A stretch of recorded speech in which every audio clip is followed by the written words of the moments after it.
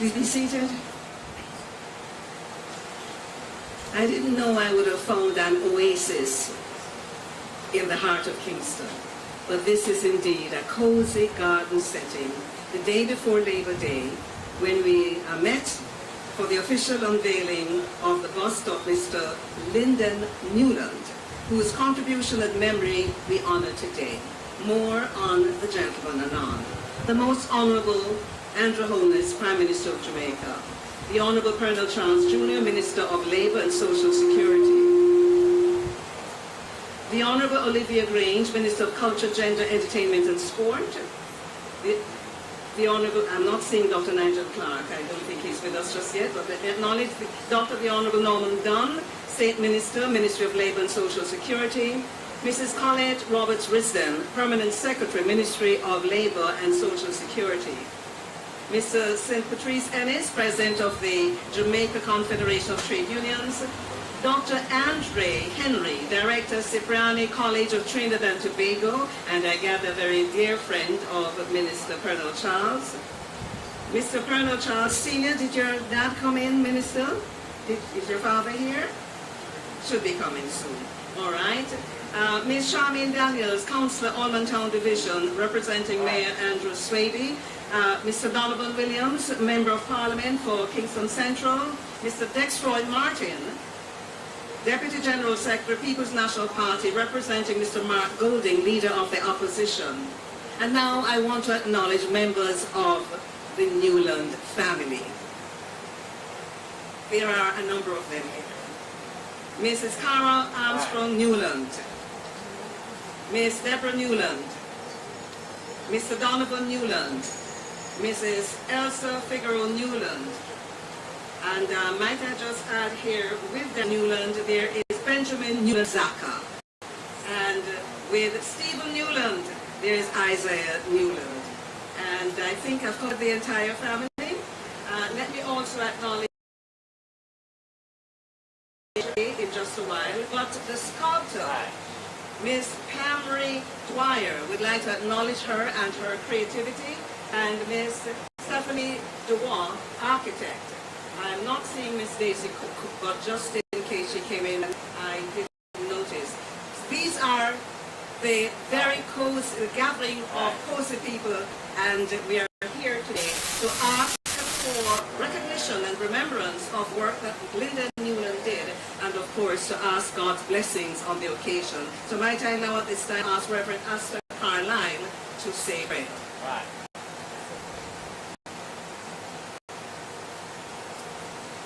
Let us pray.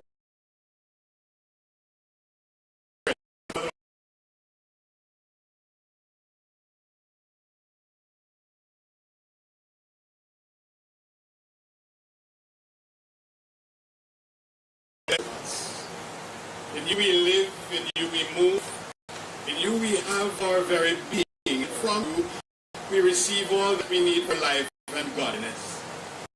We praise you for Jamaica and for all that an industry of people, the robustness of democracy, resilience of millions and systems, all of which serve our existence. Praise for people to come.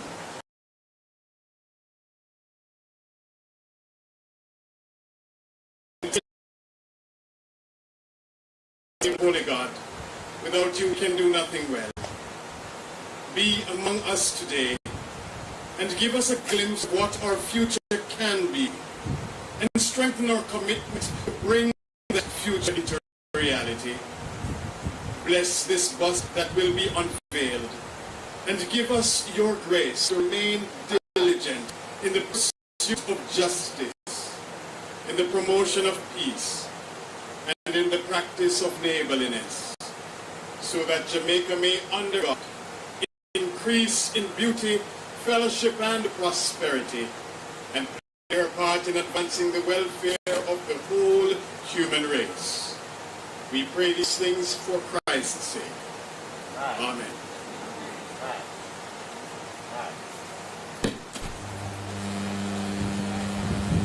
Thank you, Reverend Asta Carlyle. It's now time for Mrs. Colette Roberts-Risden, the Permanent Secretary, to bring her opening remarks.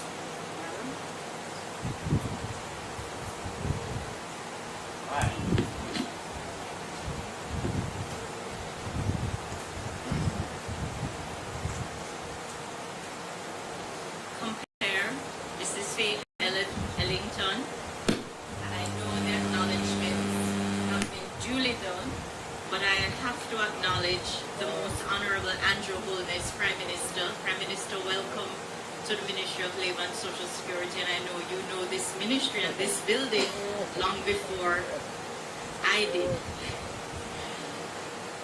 Mr. Dexroy Martin, representing the Leader of the Opposition, Honorable Colonel Charles Jr., Minister Honorable Olivia Grange, my Minister of State, Honorable Dr. Norman Dunn, Members of Parliament, Donovan Williams, Councillor, other specially invited guests, and special welcome to the family of LG Newland, staff of the Ministry of Labour and Social Security, media, and all our specially invited guests. Good morning. It is good this morning to honor, and it is with profound pride that I stand here at the unveiling of a bust commemorating a true visionary and champion of the National Insurance Scheme, the late Honorable Lyndon Gladstone Newland. LG Newland's dedication and foresight laid the foundation for a system that has become a lifeline of countless Jamaicans. And today, we express our deepest appreciation and recognition for his invaluable contribution. The National Insurance Scheme is more than just a social security program. It is a testament to the commitment to the well-being of our senior citizens.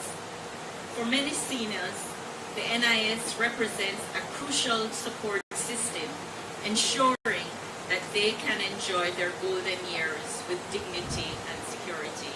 And I must pause here to tell you about a conversation I had with my father. I believe it was on Friday, and I was telling him about this unveiling ceremony. And we were talking about the importance of the NIS, because my father didn't work in government, he worked in the private sector all his life. And he doesn't have a pension other than the NIS. And if it wasn't for a visionary like LG Newland, of course the children have to help in supporting their father. But if it wasn't for him, he would have zero pension. And so the NIS, I mean, it resonates with me, and I'm sure many of you here, it resonates with you and people who you know, that the National Insurance Scheme and the benefits provided is the main benefit that many of our seniors have in their retirement years. And so the NIS stands as a beacon of hope and stability. It symbolizes our collective responsibility to care for those who have contributed to the building of our country. I am immensely proud to lead a dedicated team that continuously strives to improve the delivery, accessibility, and reach of this program. We're committed to enhancing the scheme, adapting it to meet the evolving needs of our people, and ensuring its sustainability for future generations. Today, as we unveil a bus in honor of LG Newland, we in the ministry reaffirm our commitment to the principles that Mr. Newland championed. We pledge to continue his legacy, working tirelessly to support ourselves and all Jamaicans who rely on the NIS. Let us remember that this monument stands not only as a tribute to a remarkable gentleman, but also as a symbol of our ongoing commitment to social justice and well-being for all Jamaicans. To the family, I say thank you. thank you for your father, grandfather, granduncle, great-great. Thank you, and welcome everyone to today's event. Thank you.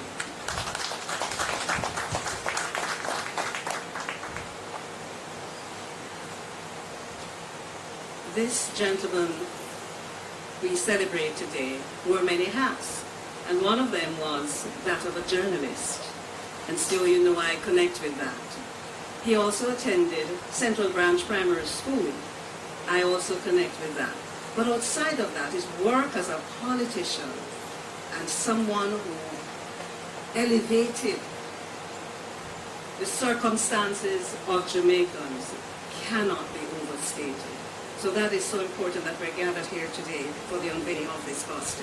Honourable Minister Olivia Grange, yes, I'm laying hands on you because you're looking at the program and realize it's not you yet, but it's you now. Because the person before you is not here. Might I invite you, Minister of Culture, Gender, Entertainment and Sport. You're a hard worker. I know you can just get here. He's there now? Oh, here's the gentleman. You have a few more minutes. Why is it that you gave me a slight startle? Mr. St. Patrice Ennis, President of the Jamaica Confederation of Trade Unions. There we were looking for you from the right, but you're sitting over here. Might I invite you now, sir, to bring your greetings? Could we welcome Mr. St. Patrice Ennis?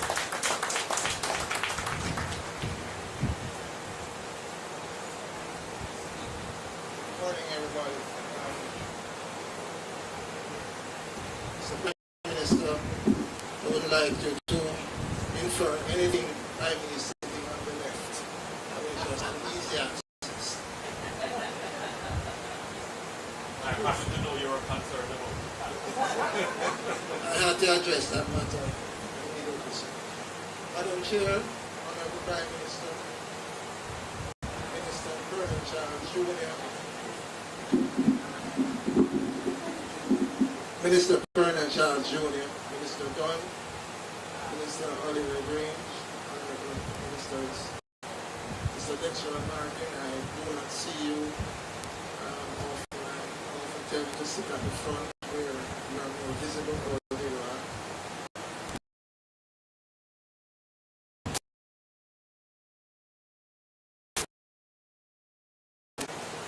Fellow workers, special guests, greetings to you all.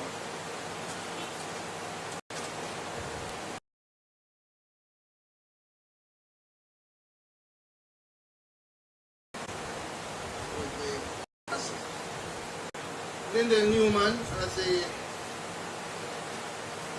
member of the family.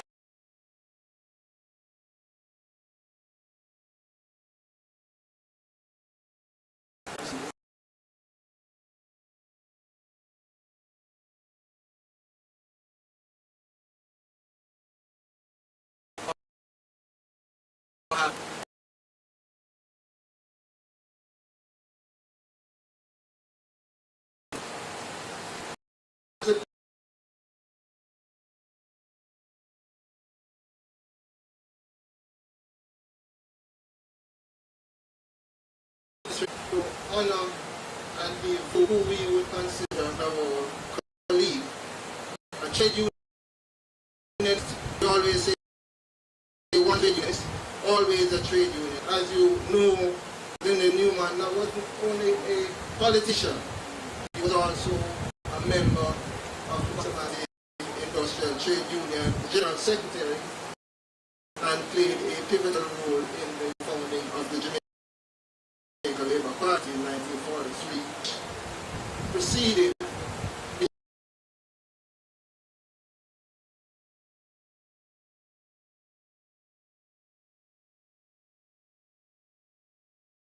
came after and was the political arm of the BITU. He served House of Representatives from 1949, and he was an esteemed mayor of Kingston also. But he, in the trade union movement,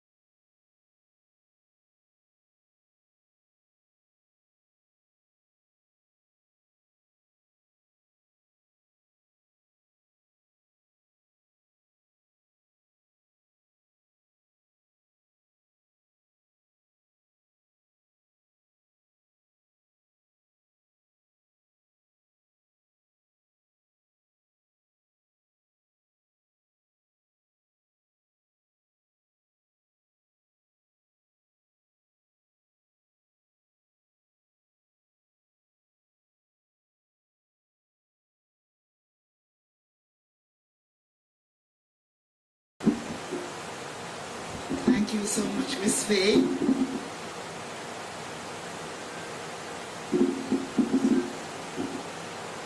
Most Honorable Andrew Holness, Prime Minister.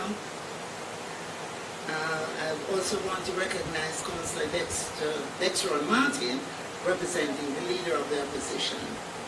Honorable Pernell Charles, as Anti-Babsy, I'm recognizing him.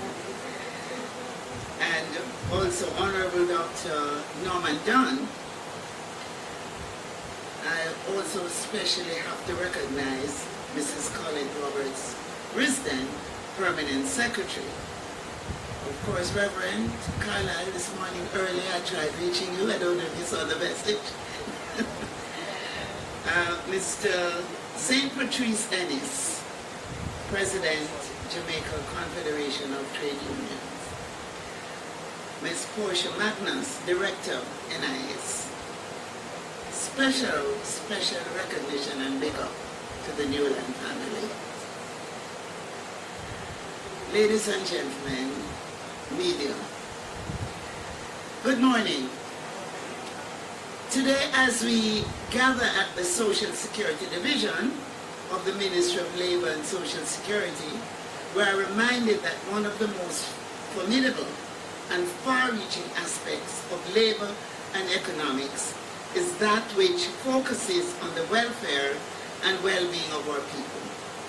Social security underpins all other elements of security, whether it be national security, spiritual security, or economic security, because it provides the individual with a sense of belonging, stability, and social well-being that spans the entire family. It covers children, spouses, grandchildren, grandparents, through an extended line of family. This, I'm sure, was the inspiration in 1964 that propelled the Honorable Lyndon Newland, then Minister of Labor and Social Security, to establish the National Insurance Scheme. Born in 1914, the world was then in turmoil as the First World War raged across Europe, with many Jamaicans called to fight for the UK. Newland grew up with the powerful soundings of the philosophies of national hero, the right excellent Marcus Messiah Garvey, that focused on the right of the black masses of our people to freedom, care, and self-development. He would have witnessed daily the continued impoverishment and disenfranchisement of the Jamaican worker, and then experiencing firsthand the riots and uprisings of 1938 when he was only 24 years old. Lyndon Newland entered the political spectrum and helped found the Jamaica Labour Party alongside such towering stalwarts as the late great national hero, the Right Excellent Sir Alexander Shero, among others. For Lyndon Newland, politics was the art of the possible, the opportunity to fulfill the dream of the people, the ultimate way by which the rights, freedoms, and visions of the people could be assured. Armed with a heart of caring and given the responsibility at the time of the nation's independence for labor and social security, Lyndon Newland's mind sizzled with the desire to do well for the people of Jamaica. There was too much hardship. Long hours of sweat and tears had not relieved the people's suffering. Too many of our people lived from hand to mouth. Their economic security a sham as they lived cycles of poverty and despair. It was these realities of the hard lives of our people that caused the caring heart of the man Lyndon Newland to dream of a scheme that would benefit the people even after they stopped working. A scheme that would provide sustenance to families when the breadwinner was no longer around. A scheme that would assist in the growth and development of children and grandchildren long after parents had retired. It was a scheme that would secure the social stability of the people and make a difference in their outcome and that of their children. So, It was on that platform of social security that economic and spiritual resilience was ensured. So today, after 60 years, we the people of Jamaica still benefit from the expansive dream of Lyndon Newland. His decision to make his political and life career an expression of caring has assured us of a better society, a more caring place where widows can get assistance to bury their spouses and where orphans can get support as they continued with their schooling after the passing of their parents. So today, teachers, civil servants, factory workers, self-employed and underemployed, and even volunteers can benefit from NIS in one way or another. This is our one man's dream, together with those with whom we would have discussed and sharpened it, has led to the upliftment of generations to come, 4 generations to come. I would like to thank the Permanent Secretary for being so steadfast in our efforts to make sure that this bus was completed and unveiled. This bus is a project, Jamaica 60 Legacy Project, and it went through many changes. The ministry, the Permanent Secretary, they had to sign off on the image. I hope the family will be happy with the image, and I want to thank the sculptor for doing, I think, an excellent job. And so at this point, I just want to thank you all for coming and to indicate that Lyndon Newland, his memory will continue to be steadfast in the minds of Jamaica as they continue to collect their little much. Thank you so much. God bless you.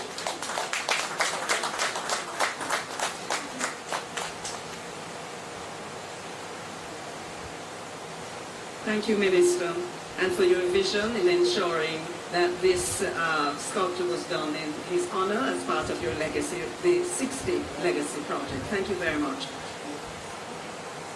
It's time for some entertainment, and there is a very talented young lady influenced by another talented Jamaican who will at this time entertain us. Mia is a grade 6 violin player who started playing the instrument when she was only 5 years old. And throughout the years, when I say throughout the years, you believe that she's about 40, right? She's been awarded several distinctions in the ABRSM violin examination. Now, at the age of 8, she received the High Score Award for the youngest ABRSM candidate with the highest score in the island. Mia also received gold for her solo pieces in the JCDC competition in 2020 and 2022.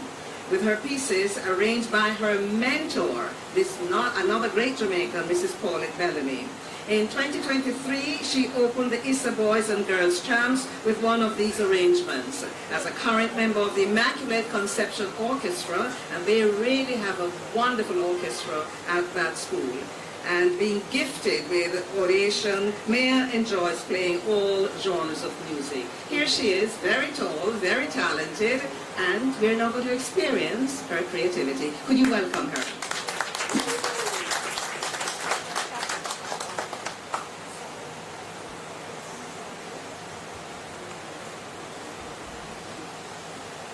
Good morning, everyone.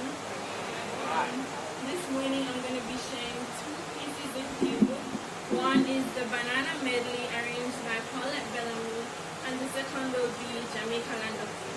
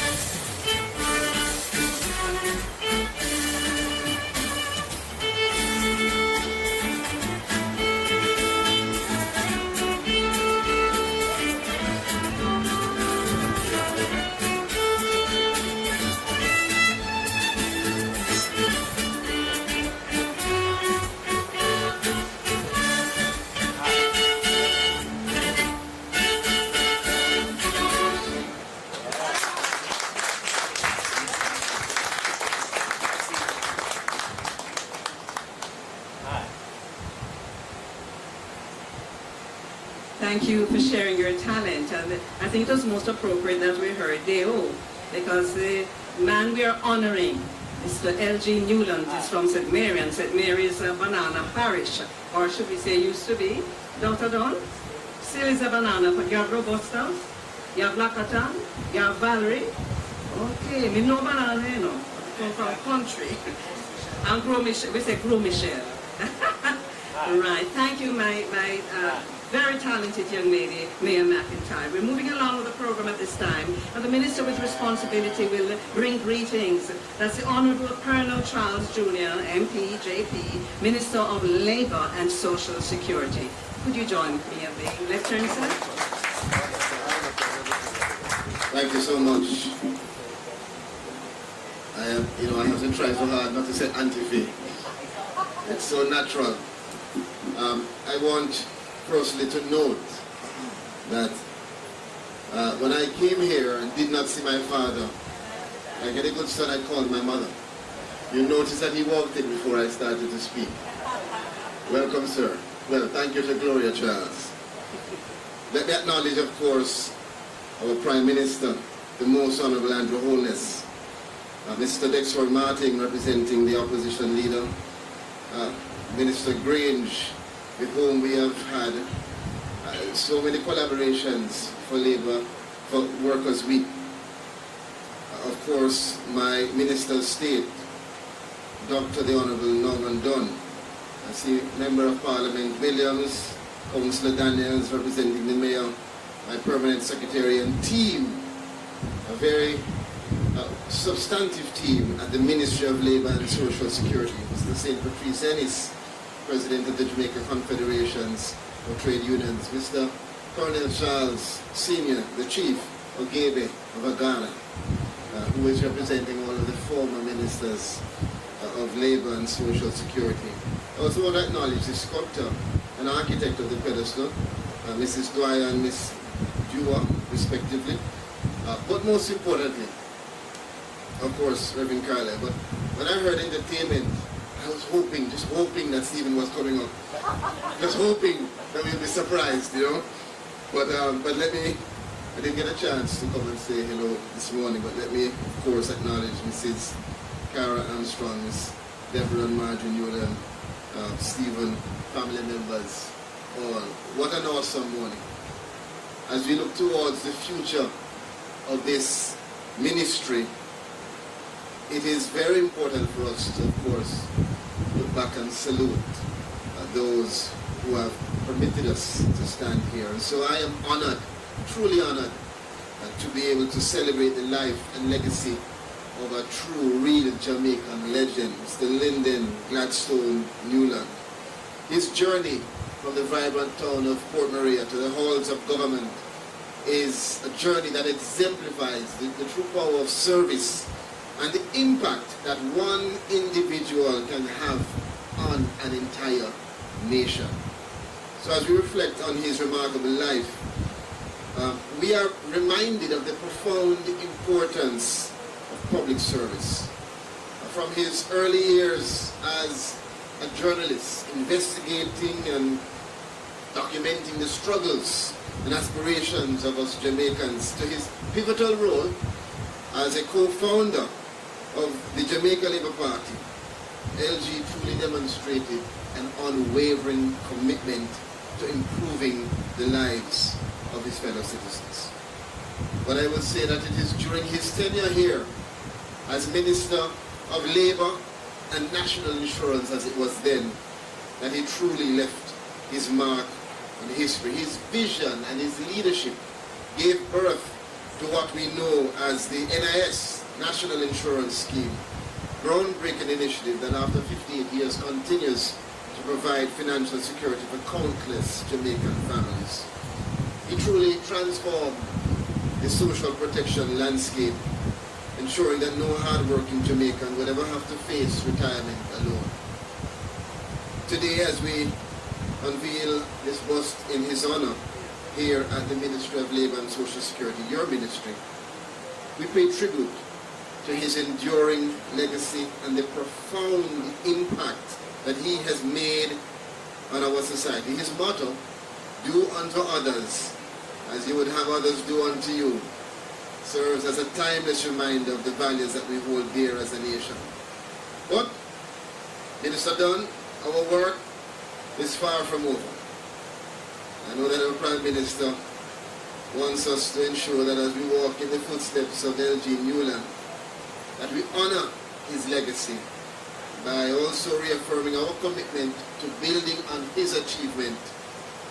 Just as LG dedicated his life to serving others, so too must we continue to strive for a Jamaica where every citizen has the opportunity not just to survive, but to thrive. Together, let us embark on a journey to strengthen our social safety net, to empower our workforce, and to create a more just and equitable society for all. In doing so, we will honor the legacy of the great LG Newland and ensure that his legacy will live on for generations to come. May we continue to uphold the principles of service and solidarity that define our great nation. Thank you.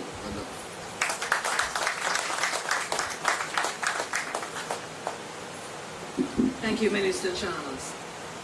And now, as we move the program along, might I invite Mr. Dexroy Martin, the Deputy General Secretary, People's National Party, representing the Leader of the Opposition, Mr. Mark Golding, to bring greetings. Mr. Martin.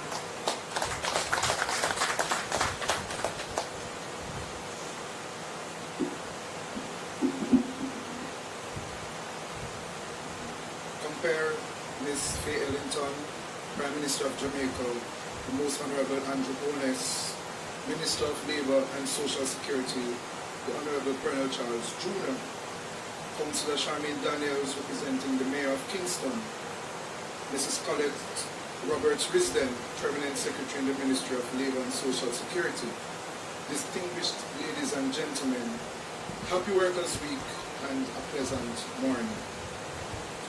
It is my distinct honor to bring greetings on behalf of the Leader of the Opposition, Mr. Mark Golding, MP, on the occasion of the unveiling of a bust in honor of former Minister of Labour and National Insurance, Mr. Lyndon Newland, CD. It is fitting that in Workers' Week we gather to celebrate and remember a man whose tireless efforts and dedication to the Jamaican labour force were instrumental in shaping our nation's social security policies and programs. As the first Minister of Labour and National Insurance in independent Jamaica, Minister Newland's legacy is one of foresight and unwavering commitment to the welfare, well-being and social advancement of the Jamaican citizenry. His most stellar achievement, the National Insurance Scheme, has provided financial security to countless individuals, families, and communities.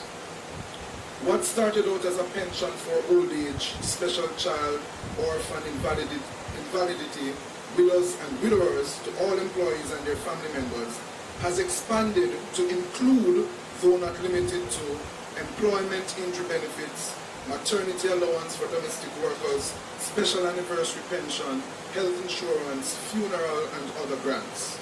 Minister Newland's vision extended beyond immediate relief, focusing on sustainable and long-term social protection strategies that continue to benefit our nation today.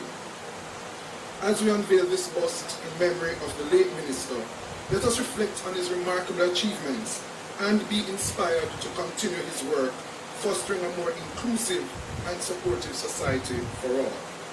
Minister Newland's contributions have left an indelible mark on our society, ensuring that our people, especially the most vulnerable, receive the care and support they deserve. In the words of former Prime Minister, the Most Honourable Portia Simpson Miller, ON, who is a former Minister of Labour and Social Security, I quote, "I don't think any honour can be too great to bestow on the minister whose vision it was to establish the National Insurance Scheme," end quote. Together, let us honour the memory of Lyndon G. Newland, CD, by continuing to advocate for the values he held dear. And I end by encouraging all Jamaicans to contribute to the National Insurance Scheme because the NIS is always working for them. Thank you.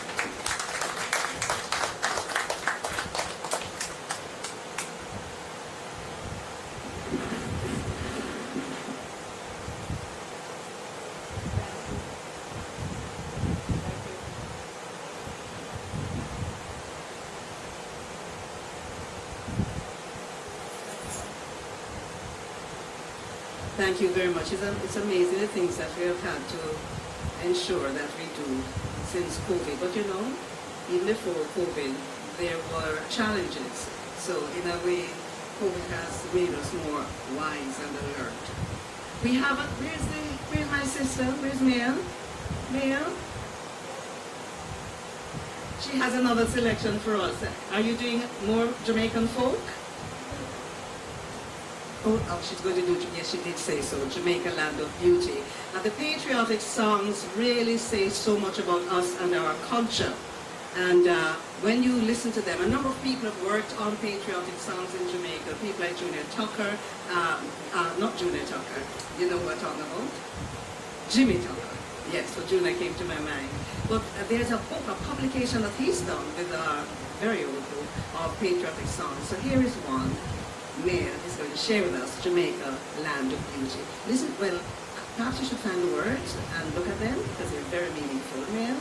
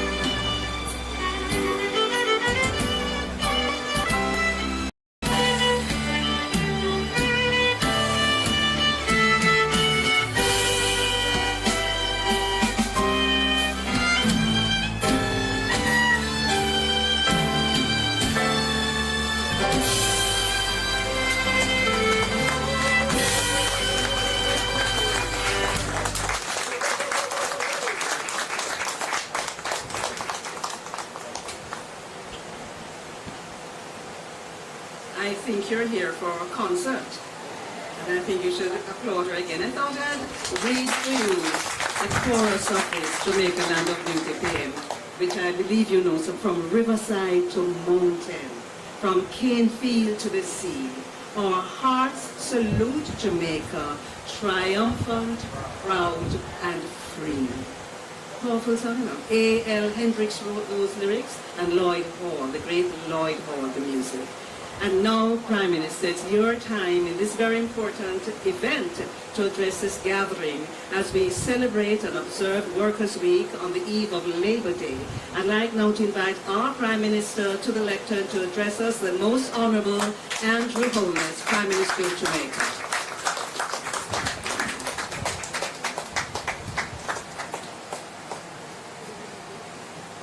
Thank you, Auntie Faye.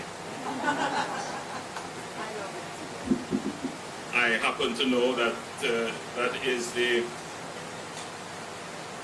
term of endearment that all your students call you, because you're more than just a teacher.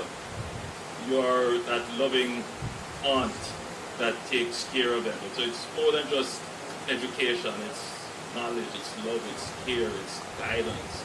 It's the passion that you exhibit for the job and the effort that you make in ensuring that your particular skill, which is not something that is widely available in the society, that particular skill is passed on to the generations coming.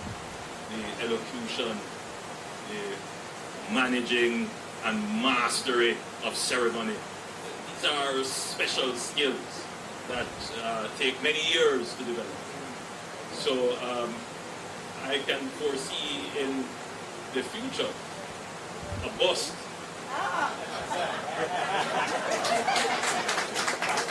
in honor of Unveiling, and by general public acclaim. I do complain about long lists of salutations, but I think because this is a formal event that I should comply and acknowledge all the special people that are here. Nice and decent people would have been sufficient. But let me, already having acknowledged Auntie Faye, let me acknowledge my brethren, Reverend Astor Carlyle, for his wonderful prayers.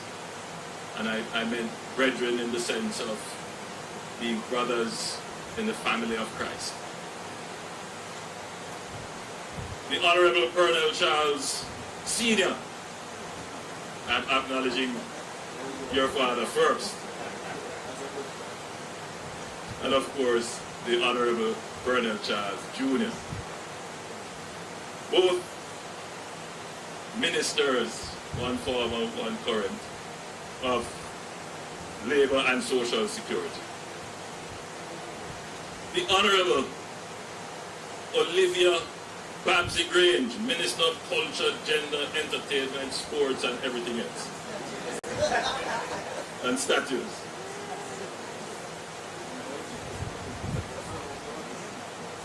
The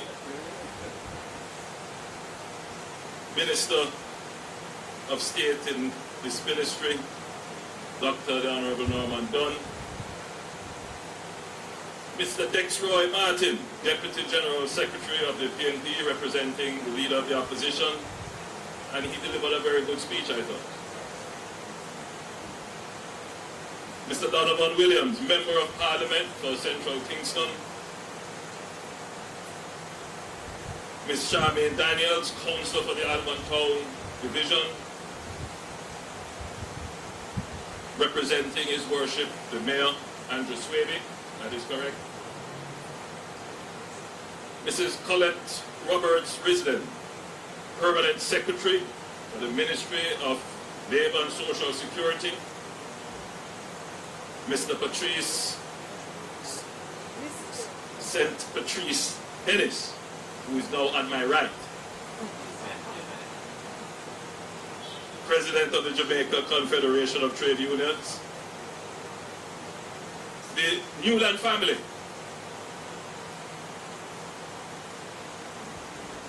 Marjorie, Stephen, Deborah, Donovan, Elsa, and Cara.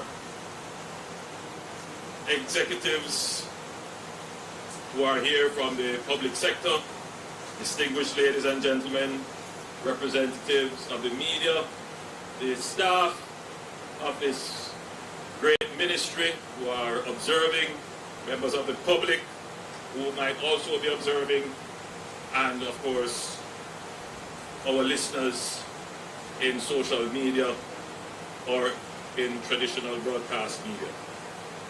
It is a good morning. Before I begin my formal presentation, let me set a little context. Many years ago, I used to work here for summer jobs because my mother worked here for over 35 years in this ministry. So I know this place very well, and there is some sentimental value attached. And a couple of years ago, my office was just across the road in the Ministry of Education. So I was still in close proximity.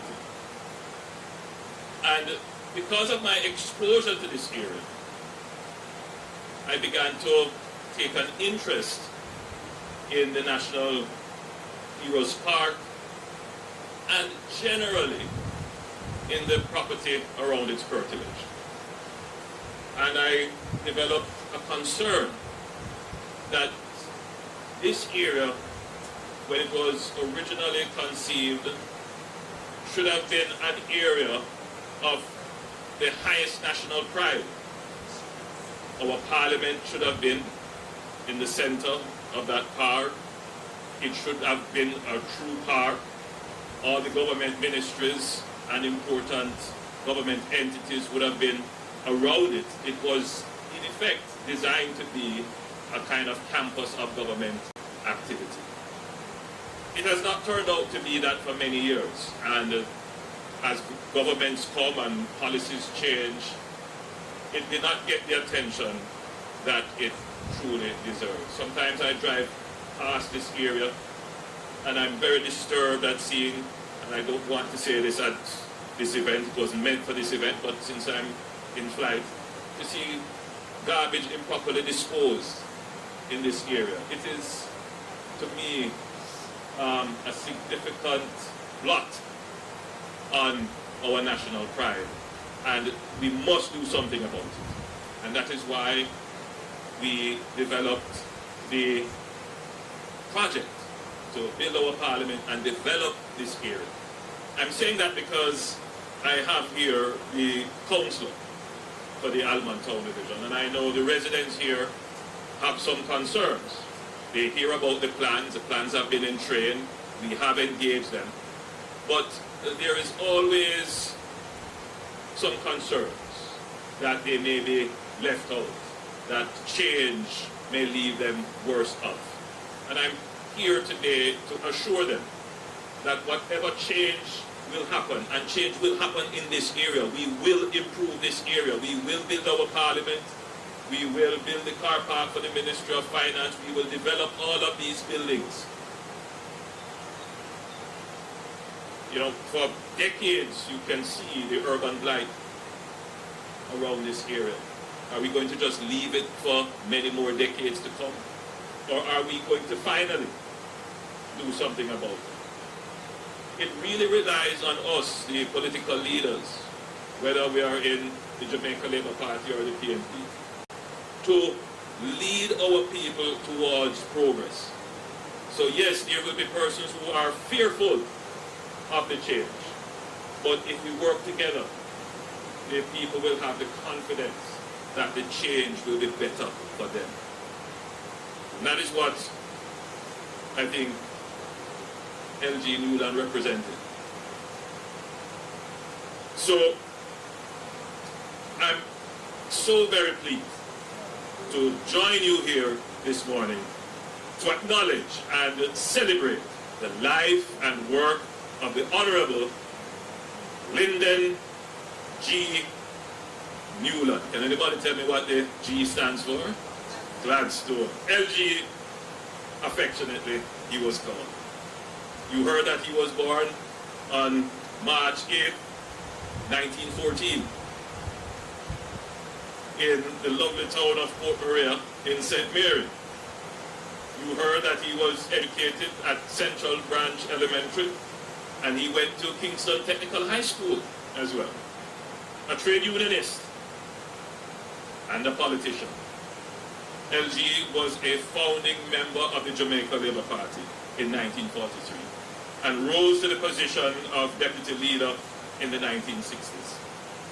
He served as General Secretary of the Bustamante Industrial Trade Union from 1942 to 1962. LG implemented the National Insurance Scheme in 1966.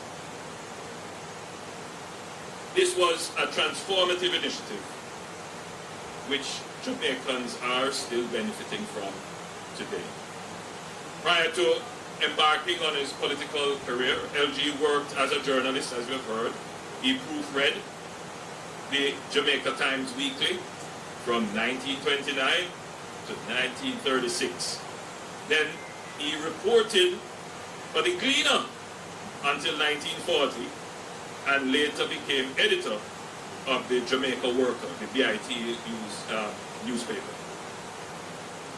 Despite significant opposition to the NIS, which critics turned around the acronym and called it sin. I can't understand why. LG's determination ensured its successful implementation. I want to quote something from the Gleaner newspaper. These are not my words.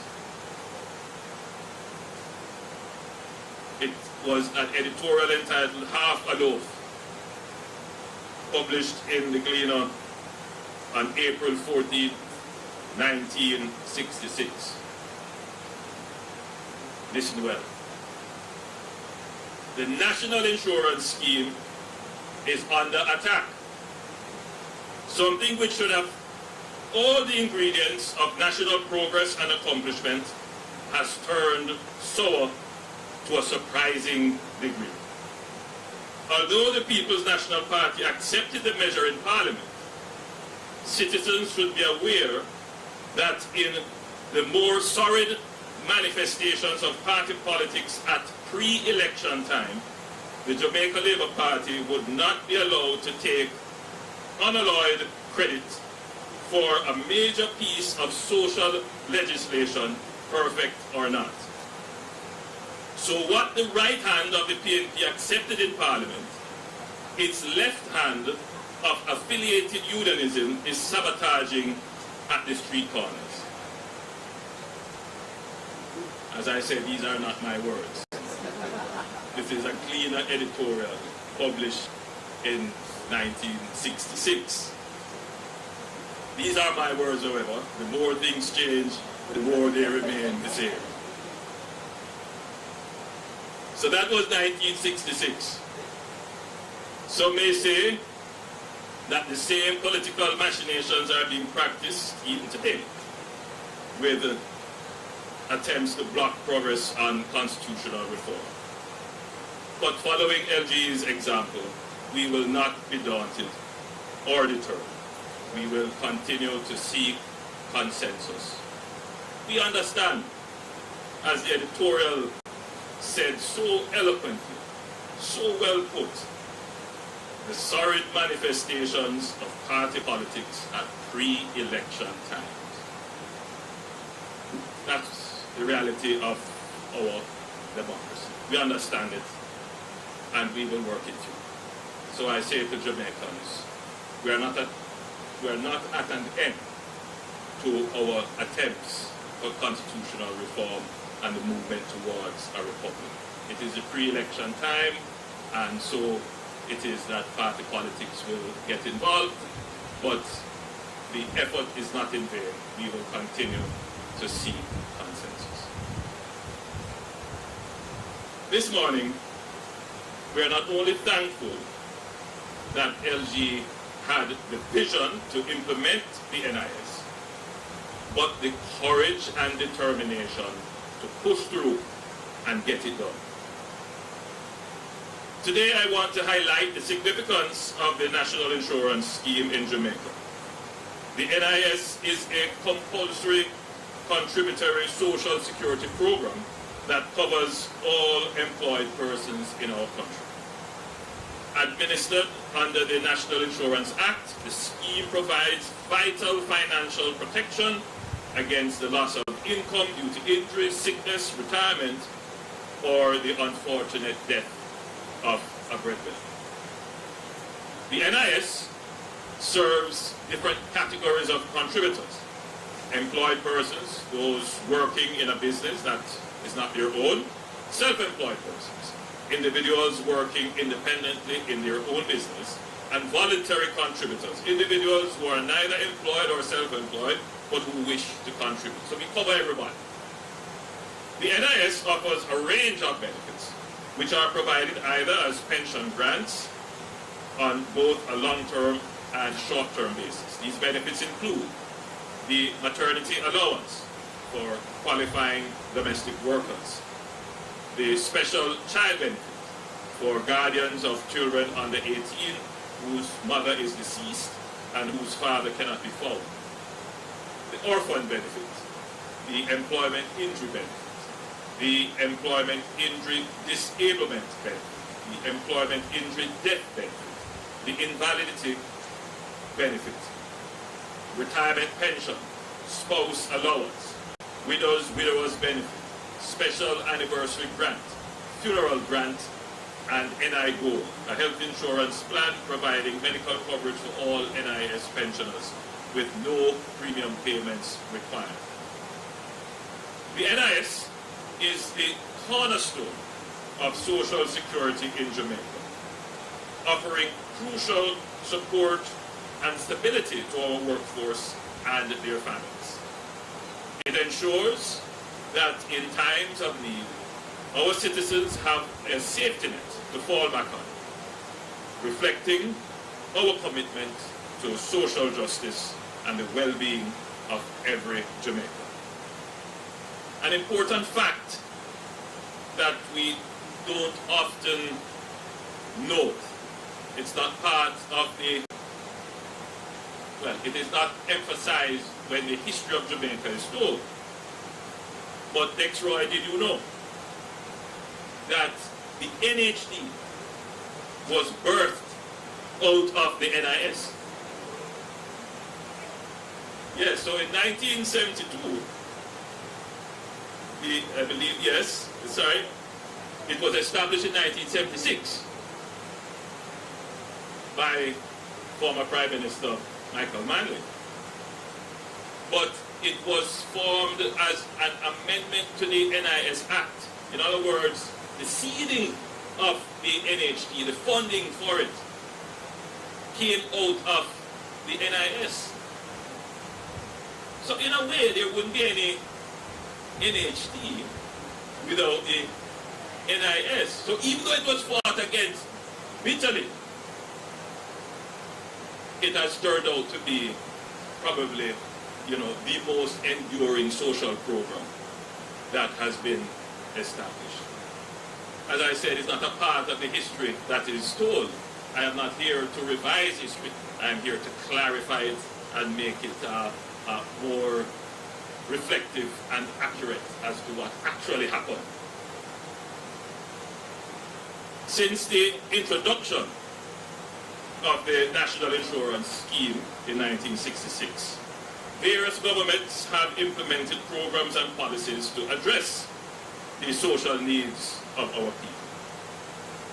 However, despite over 60 years of independence, we must admit, too many of our fellow citizens remained trapped in a cycle of poverty.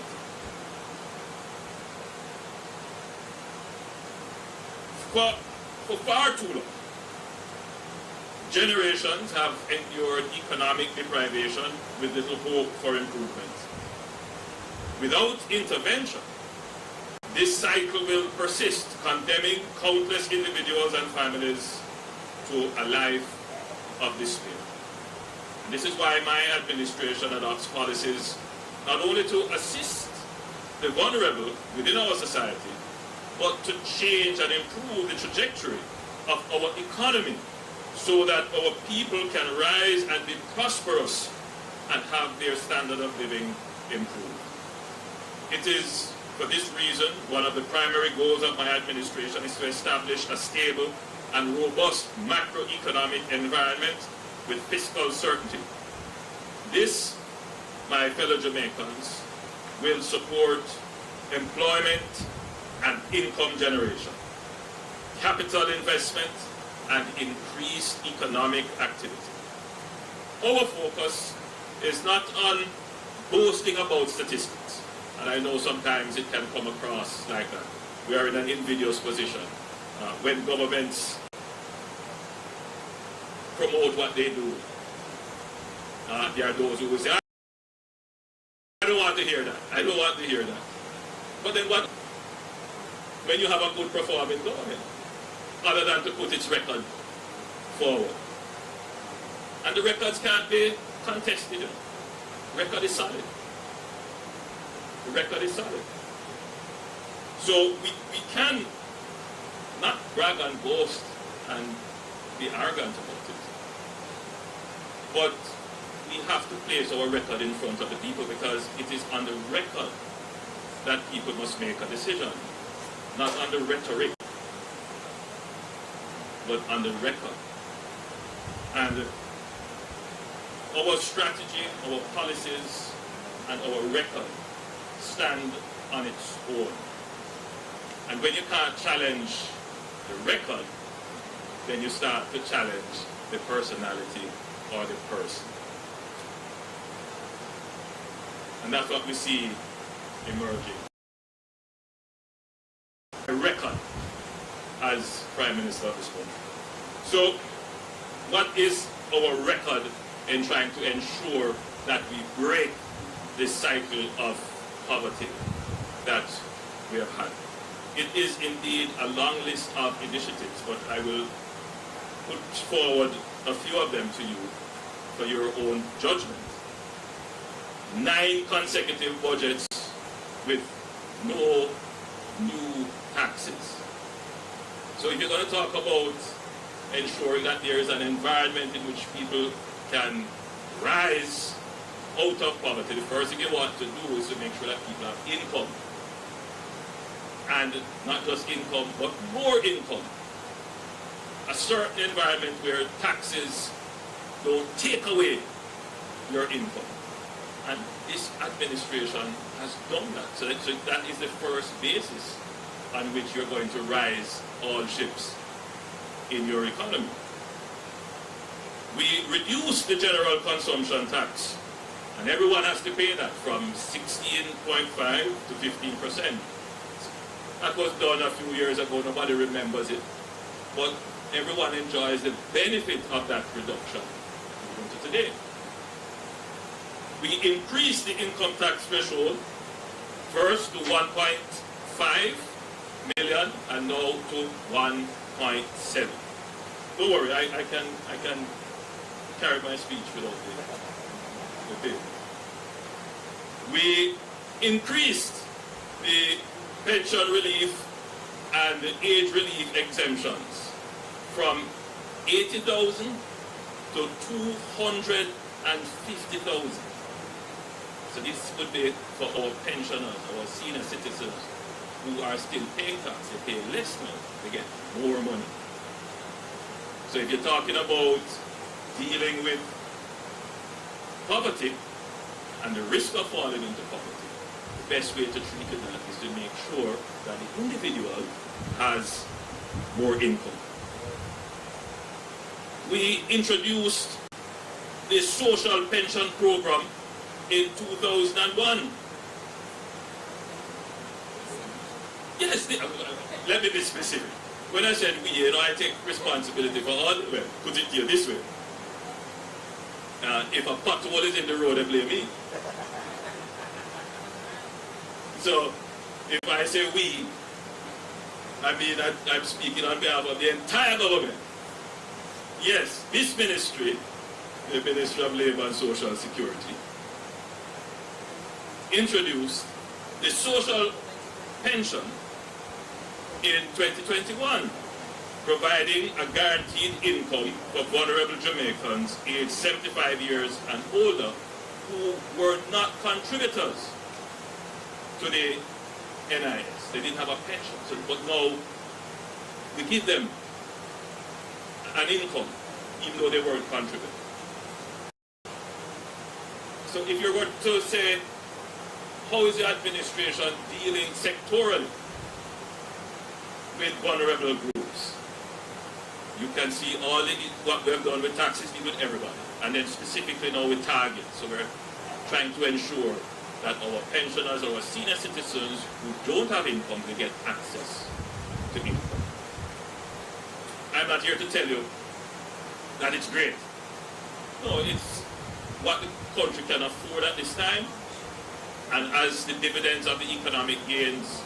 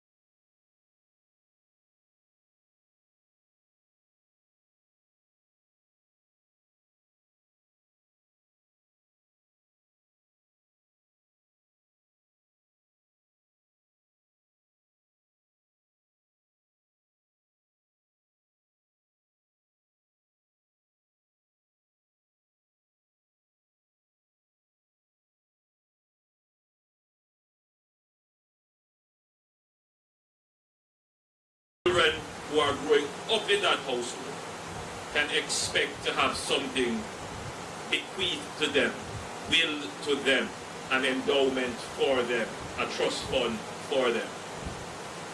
So if you're thinking about breaking intergenerational poverty, you want the household to have some assets, some wealth that they can pass on to the generation to come. But not many households in Jamaica can do that.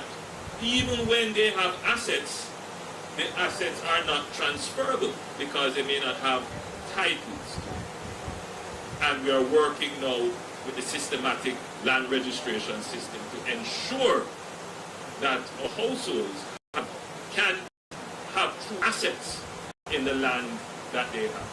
And the trust that we are establishing, the Jamaica 60 Hope Trust, will ensure that a certain income band of youngsters upon turning 18 will have a trust fund for them, which they can use to either further their education, acquire property, or start a business. And that is being developed now. So when we talk about really focusing on building a social safety net, you're building that for social mobility for our people to climb out confidently, to climb out of poverty. So, ladies and gentlemen, the way that you could describe what we are doing with our economy is that we are creating a caring economy. Yes, we are very hard, very strict on the macro side, on the macro fiscal side, because we have to ensure that the economy is a finely tuned economy, picks up and gains momentum. We then convert that into real benefits, not trickle down. The government, people ask me, so what are you? You're a socialist because the way you talk, you sound like a socialist. A socialist trying to spend and distribute other people's money. So I'm not a socialist. I am a social activist. I believe in a solid economy, and then we take the dividends from that economy and we find programs that are going to create that base so that people don't fall below, but also create the ladder that they can climb up out of poverty. We empower people to come out of poverty towards prosperity.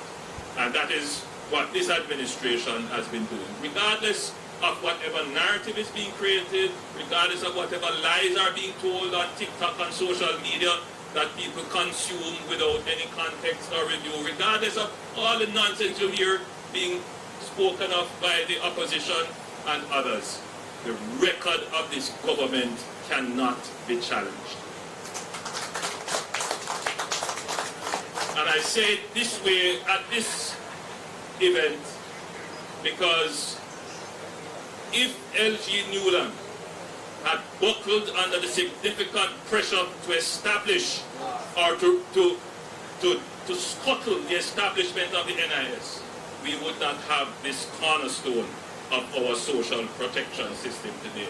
It is a lesson to the generation now that we must move forward with what is in the best interest of our country.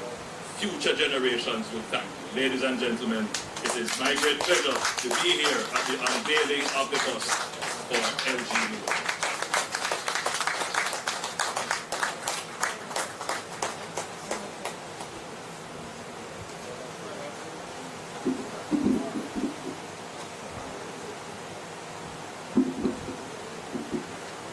Thank you, Prime Minister. Please allow me to take the liberties to just adjust the program for easier flow.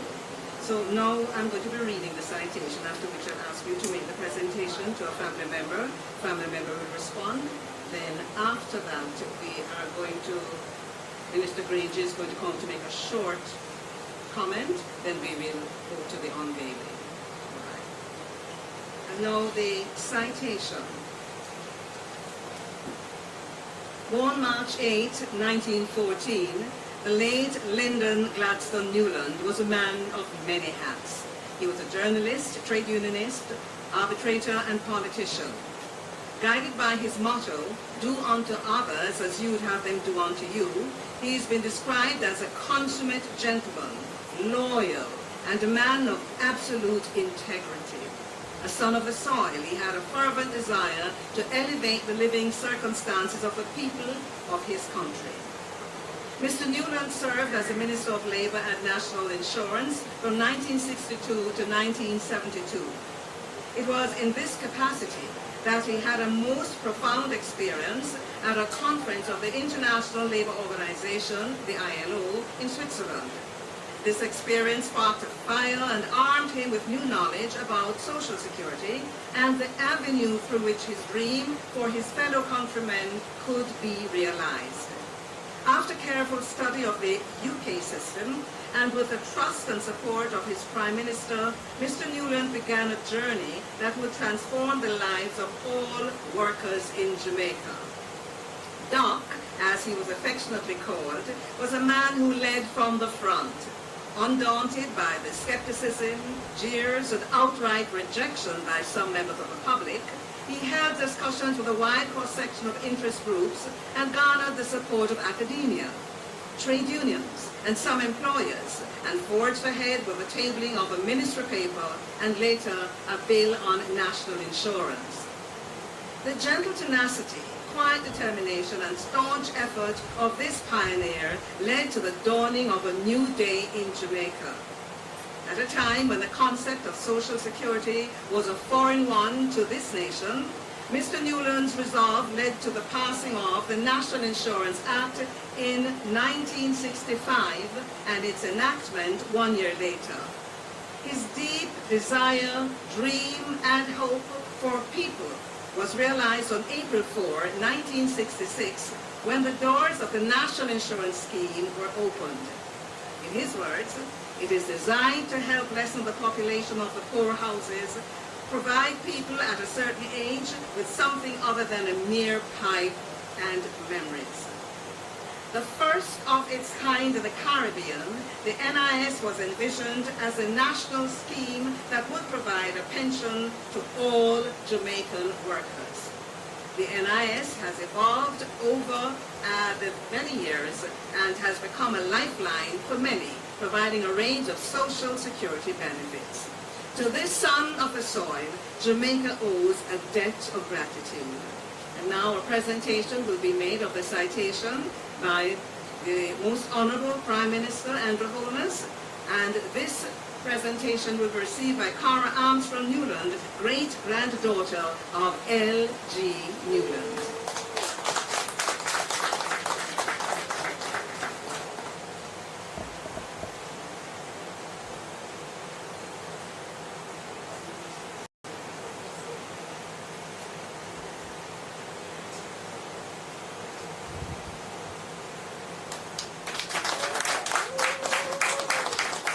And Cara will respond on behalf of the family at this time.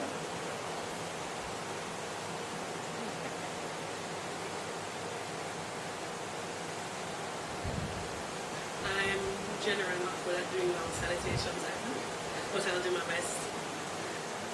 The Most Honorable Andrew Holness, Mr. Dexroy Martin, representative of the Leader of Opposition, the Honorable Colonel Charles Jr., Minister of Labour and National and Social Security, the Honorable Olivia Batsy Grange, the Honorable Dr. Nigel Clark, and the Honorable Norman Dunn, members of Parliament, members of Parliament, councillors, distinguished guests, my family, members of staff at the Ministry of Labour